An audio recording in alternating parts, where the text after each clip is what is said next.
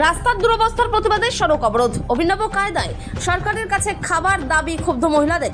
রাস্তা দিয়ে যদি চলাফেরা করা না যায় তবে সরকার ঘরে খাবার পৌঁছে দেয়। খাবার পেলে মানুষকে আর ঘর থেকে বের হতে হবে না। ভাঙাচোরা রাস্তার প্রতিবাদে এভাবেই ক্ষোভ উগরে দিয়ে অভিনব কায়দায় বিজেপি পরিচালিত ত্রিপুরা সরকারের কাছে খাবার চাইলেন ক্ষুব্ধ মহিলারা। দীর্ঘদিন ধরে রাস্তার বেহাল দশার প্রতিবাদে সোমবার সকাল থেকেই ত্রিপুরা ধলাই জেলার সুধারামপাড়া এলাকার বাসিন্দারা আমবাসা কমলপুর সড়ক অবরোধ করে ব্যাপক বিক্ষোভে সামিল হন। সুধারামপাড়া মুক্তিকামী সংঘের সামনে চলে এই পথ অবরোধ। ত্রিপুরা থেকে বিক্রম কর্মকারের রিপোর্ট, বিগ নিউজ বাংলা। সমস্যা লাগে আমরা রাস্তা অবরোধ করি। এটা কোন জায়গাটা? এটা সুধারামপাড়া। এই সমস্যা কিটা? সমস্যা আমরা রাস্তা আজকে 3 বছর ধরে রাস্তার কাজ চলতেছে। 3 বছরের উপর চলতেছে, এই বছরে 4 বছর ঠিক হয়েছে, কিন্তু রাস্তা ঠিক হয়েছে না, শুধু ঠিক করতেছে তারা, কিন্তু রাস্তা ঠিক হয় না। 10 ভাঙা তারা বৃষ্টির দিনে শিলা খাইতে দেয় আর 10 ভাঙা রাস্তার মধ্যে পড়ে। এই রাস্তার ফেকার লেগে আমরা কেমনি আসতাম?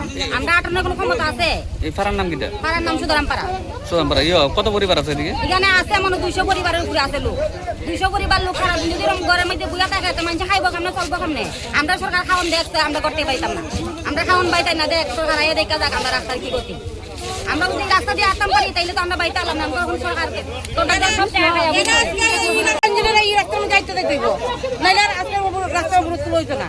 এর আগে আসবো, তারপরে রাস্তা অবরোধ করবো। কদিন ধরে সমস্যা এটা? এই যে 3 বছর ধরে কন্ট্রাক্টর ইঞ্জিনিয়ার আইতে লাগবে নাইলে আজকে রাস্তা ছাড়া হইতো না। এরা রাস্তার মধ্যে গাইডটা দেখাই পারলো না।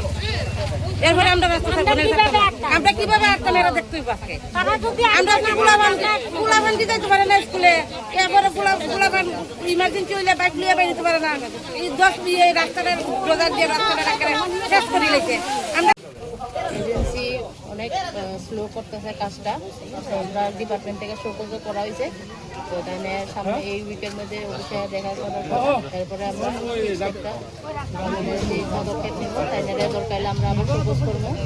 আমরা কতদিন হয়েছে কাজ মোটামুটি 3 বছর মতো হয়ে গেছে।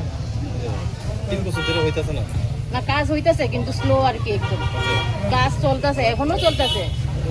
সিডি করা হইতেছে, কন্ট্রাক্টর সাবরুমে তাকে সুকস করা হয়েছে। নাম জানি জওহরলাল তাকে সুকস করা হয়েছে। হ্যাঁ, তাই না, ফোকাস করা হয়েছে।